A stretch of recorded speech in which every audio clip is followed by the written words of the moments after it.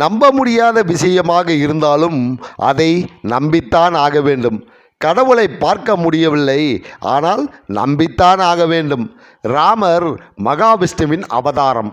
அவர் காலம் பல ஆயிரம் ஆண்டுகளுக்கு முன்னால்.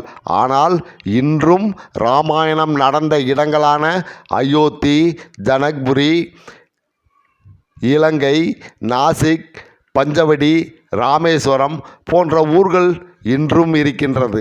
மகாபாரதம் நடந்த இடமான குருட்சேத்திரம், இந்திரபிரஸ்தம் போன்ற இடங்களில் உள்ள அரண்மனைகள் மற்றும் துவாரகை, மதுரா, பிருந்தாவனம், பண்டரிபுரம் ஊர்கள், அதில் உள்ள அரண்மனைகள், துவாரகையில் உள்ள மாட மாளிகை இன்றும் கடலுக்கடியில் இருப்பதாக ஆராய்ச்சியாளர்கள் கண்டுபிடித்துள்ளார்கள். கிருஷ்ணர் ஒரு கடவுள். நாம் வணங்கி கொண்டுதான் இருக்கின்றோம். இதை நம்பித்தான் ஆக வேண்டும். 1000 ஆண்டுகளுக்கு முன்னால் வாழ்ந்த சித்தர்களின் ஜீவசமாதி இன்றும் பல இடங்களில் உள்ளது. அங்கே சென்றால் நமக்கும் மன அமைதி கிடைக்கிறது. ஏதோ ஒரு சக்தி நம் உடலில் சேர்வது போன்ற உணர்வு ஏற்படுகிறது. நீங்களே உணர்வீர்கள்.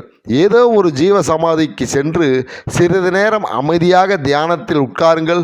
உங்கள் மனதுக்கும் உடலுக்கும் ஒரு புதுவித அனுபவத்தை ஏற்படுத்தும். புத்துணர்ச்சி கிடைக்கும். மனம் என்பது ஆன்மா, உடல் என்பது சரீரம். இவை இரண்டும் ஆரோக்கியமாக இருந்தால் போதும். உலகில் எதை வேண்டுமென்றாலும் அடையலாம். அதனால்தான் உங்களை நம்புங்கள், உங்கள் வாழ்க்கையை நம்புங்கள், இறைவனை நம்புங்கள். நம்பினால் அனைத்தும் உண்மையாகும். நன்றி, வணக்கம்.